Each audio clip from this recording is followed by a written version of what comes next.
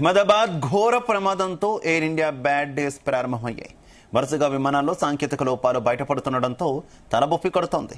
గడిచిన 48 గంటల్లో సాంకేతిక కారణాలతో 9 ఎయిర్ ఇండియా విమానాలు రద్దయ్యాయి. అహ్మదాబాద్ ఘటన తర్వాత అప్రమత్తమైన డీజీసీఏ ఎయిర్ ఇండియా గడిచిన 48 గంటల్లో వివిధ సాంకేతిక సమస్యలు గుర్తించడంతో 9 విమానాలు గ్రౌండ్ అయ్యాయి. ఇక విమానాల ఆకస్మిక రద్దుతో ఎయిర్ ఇండియా ప్రయాణికులు తీవ్ర ఇబ్బందులు పడుతున్నారు.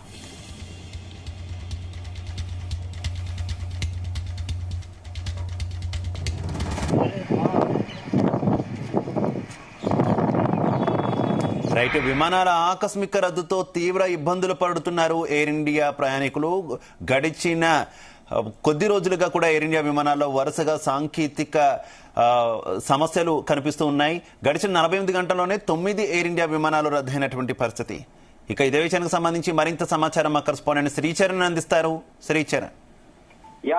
శివ, తరచుగా మనం ఇటీవల కాలంలో కూడా చూస్తున్నాము, ఇటు ఫ్లైట్ లో డిలే అవడము, వాతావరణంలో మార్పులు, అలాగే ప్రత్యేకంగా మనం చెప్పుకోవాలంటే ఎయిర్ ఇండియా గురించి కూడా చెప్పుకోవాలి. గతంలో కేంద్ర ప్రభుత్వ ఆధీనంలో ఉండే ఎయిర్ ఇండియా ప్రస్తుతము టాటా వారి చేతిలో కొద్ది నెలల కిందట వెళ్లిన విషయం తెలిసిందే.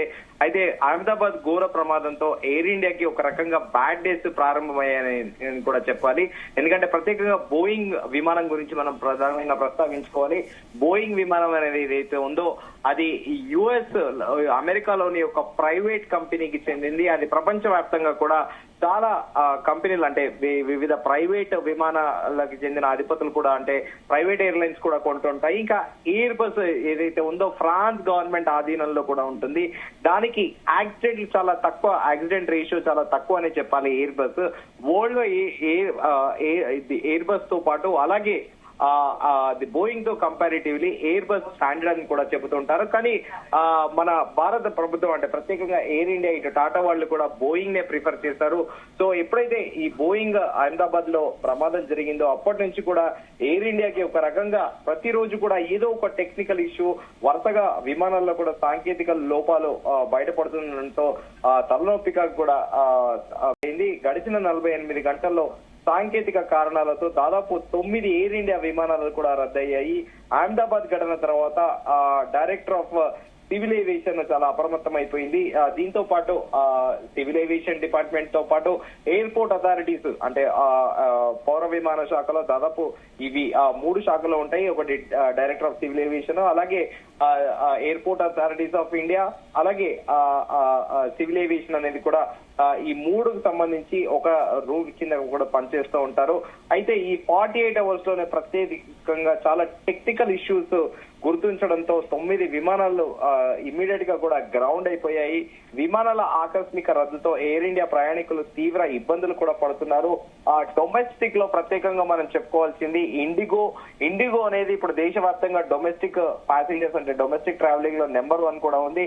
అయితే కొన్ని సార్లు ఈ వాతావరణంలో మార్పులు, అయితే ప్రస్తుతం ఎయిర్ ఇండియా విమాన సంస్థ మాత్రమే సాంకేతిక సమస్యలతోని కొట్టుమిట్టాడుతోంది. కానీ ఎయిర్ ఇండిగో విషయానికి వస్తే కొన్నిసార్లు ప్రకృతి వైపరీత్యాలు, అలాగే ఆకస్మిక వర్షాలు కారణంగా, అలాగే సాంకేతిక లోపాలు అప్పుడప్పుడు అరుదుగా ఉంటుంటాయి. సో ఇటీవల కాలంలో ఈ విమానాలలో సాంకేతిక లోపాలన్నీ పరిపాటి అయిపోయాయి. కానీ ప్రత్యేకంగా ఎయిర్ ఇండియాకు మాత్రము ఇది తరచుగా దెబ్బ మీద దెబ్బ అని కూడా చెప్పాలి. ఎందుకంటే ఏకంగా 9 విమానాలు కూడా ఎట్ ఏ టైం గ్రౌండ్ అవ్వడం అనేది కూడా గమనించదగ్గ విషయము. ఎందుకంటే టెక్నికల్ ఇష్యూస్ అనేది రైజ్ అవ్వడము, అలాగే అహ్మదాబాద్ ఘటన తర్వాత తరోగా కూడా, అంటే తరోగా ఒక ప్రొసీజర్ అనేది ఉంటుంది. ఒక ఫ్లైట్ టేక్ ఆఫ్ కావాలి అంటే దానికి సంబంధించి ఫస్ట్ ఇమీడియట్ గా ఒక్కసారి ఒక ఫ్లైట్ టేక్ ఆఫ్ అయ్యాక మళ్ళీ దాన్ని ఇమీడియట్ గా ఆ రన్వే పైన ఉపయోగించే ల్యాండింగ్, ఆ టేక్ ఆఫ్ కి ఉపయోగించే ఏవైతే టైర్స్ ఉంటాయో అవన్నీ ఇమీడియట్ గా మారుస్తారు ఒక ట్రిప్ తర్వాత నెక్స్ట్ ట్రిప్ కి. అనంతరం కూడా ఫ్యూయల్ ఫిల్ చేస్తుంటారు. ఒక ఇంజనీర్ ఆడియో కంప్లీట్ గా ఒక హెడ్సెట్ పెట్టుకొని లోపల ఏమైనా టెక్నికల్ ఇష్యూస్ ఉన్నాయా అని చెప్పేసి ఒక ఇంజనీర్ అక్కడ స్వయంగా గ్రౌండ్ ఫ్లైట్ కింద వచ్చి దాంట్లో ఉన్న సాంకేతిక సమస్యలు, అలాగే దాని కూలంకుషంగా కూడా దానిపైన పూర్తిగా అంటే ఎంక్వైరీ చేసి అనంతరం కూడా ఒక అప్రూవల్ ఇస్తారు. అప్రూవల్ ఇచ్చాక ఫైనల్ గా సెక్యూరిటీ క్లియరెన్స్ అనేది ఉంటుంది. సెక్యూరిటీ క్లియరెన్స్ అయిన తర్వాత ఎయిర్ ట్రాఫిక్ కంట్రోల్ కి వెళ్తుంది. సో ఏటీసీ ఫైనల్ అప్రూవల్ ఇచ్చాకే ఫ్లైట్ అనేది టేక్ ఆఫ్ అనేది అవుతుంది, లేదా టేక్ ఆఫ్ అవుతుంది. ల్యాండ్ అయ్యాక కూడా సిమిలర్ గా ఇదే ప్రక్రియ ఉంటుంది. అక్కడ ఇంజనీర్లు వచ్చి ఆ టైర్స్ ఏవైతే ఉంటాయో యూజువల్ గా ఇంట్లో డోర్ స్టాపర్ అని మన రబ్బర్ ఎలా పెట్టుకుంటామో సిమిలర్ గా ఆ ఫ్లైట్ ల్యాండ్ అయ్యాక కూడా సిమిలర్ డోర్ స్టాపర్ లాంటిది కూడా టైర్స్ కింద పెట్టి ఇమీడియట్ గా చేంజ్ చేస్తూ ఉంటారు. సో ఇలాంటివి రెగ్యులర్ జరిగే ప్రొసీజర్. కాకపోతే ఈ వరుస పెట్టి ఎయిర్ ఇండియాకి ఇప్పుడు టెక్నికల్ ఇష్యూస్ అనేటివి ఒక రకంగా ఎయిర్ ఇండియాకి ఇది బ్యాడ్ డేస్ అనేది కూడా చెప్పుకోవచ్చు. Shiva, right, okay, thank you Sricharan.